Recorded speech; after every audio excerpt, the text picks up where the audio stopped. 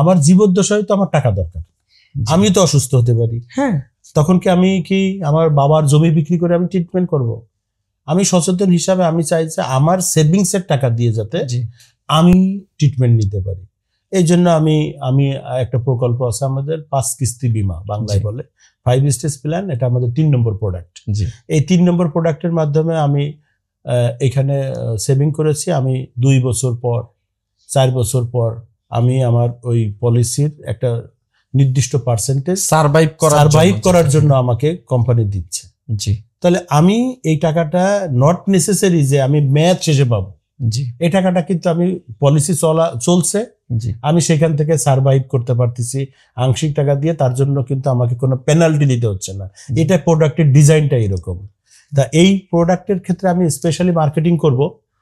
এই প্রোডাক্টের মাধ্যমে সোনালী লাইফ যে ডিউ ডেটে টাকা দেয় এটা দ্রুত প্রমাণ করা যায়, আর দ্রুত টাকা পেলে মানুষের মধ্যে একটা বিশ্বাস বাড়ে, আস্থাটা বাড়ে।